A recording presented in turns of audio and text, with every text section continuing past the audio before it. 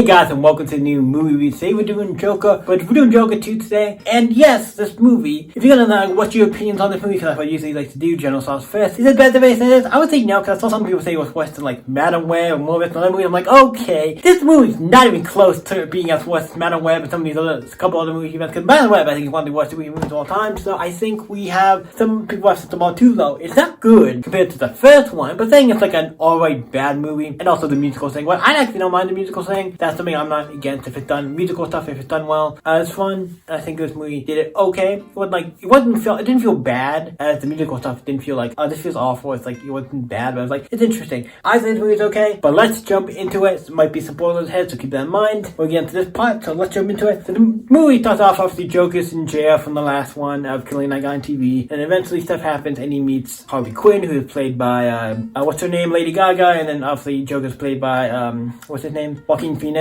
So we have that, and then they eventually meet and do stuff, and he starts to go to like, he's trying to get like, goes to the, what's it called, goes out to the, wants to get free, like they're trying to say, hey, he has an insanity case, dual personality or something, like the Joker is this other person, and he's like, there's him, and the Joker like a dual personality kind of thing, but there's that, and he's trying to figure out that, and trying to get him out because of that, but stuff happens, and then by near the end, Harley Quinn tries to help him out and do stuff, and eventually stuff happens, and Joker, everybody's like the Joker, and then it gets to a point where like the Joker is like, kind of maybe doesn't believe in some of the stuff he believed in, or changes his opinion on stuff. It's so interesting and great, and people are like, we like you because of this, and then this happens, and now you're different, and it ends in a way where I'm like, not surprising, because they aren't going to do anymore, so it's not surprising what happens at the end. I'm not going to spoil it, because I want to spoil it, because it's something interesting, but I'm not, what happens to the Joker at the end, I'm not going to spoil it, but it's like, okay, they're not doing it anymore, so that doesn't surprise me, how they handle the ending, but it is not, like I said, some of the courtroom scenes are really good. There's just some stuff in the movie that is good. They generally, I think, is shot well. The movie is like shot,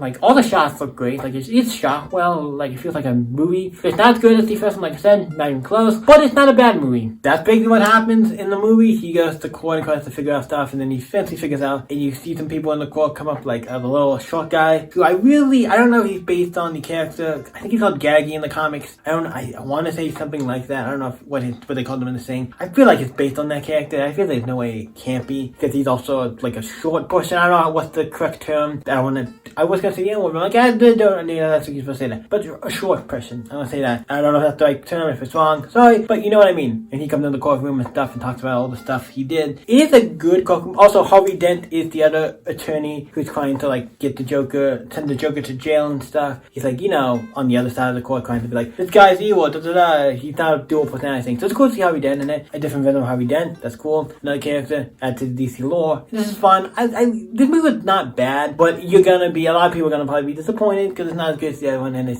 sucks. But let's get into my rating of this movie. I was debating on this movie, like it is not, like it's bad, right? It's bad on all accounts. I would say it's bad, but there's a lot of things I like about it. But I'm giving it a 5. It's just, like it's not, like I said, 5 is not the worst number. It's like 5 is like, but I think it is not the best. I don't know if I will watch it again. I wouldn't be against watching it again, but I'm not gonna go on my way to watch it again. But if somebody who hasn't seen it wants to watch it, wouldn't be against it. But I'm not gonna go on my way to watch this movie again, probably. But yeah, what do you guys think of the Joker? Let me know in the comments down below. Like I said, it wasn't the greatest movie ever. For a sequel that was highly anticipated, that they're getting a sequel, a movie that was great, and we got a sequel that was just scraping the barrel. Okay, that's I see that's just an okay film. Like it's not bad. It's definitely right about to get into the bad territory for me. I'm like, yeah, it's not great. There are some things I don't like about it, things I do like about it. But overall, what you guys think of this movie? Let me know in the comments down below. You guys know I stay epic. See you in the next movie, guys. Bye.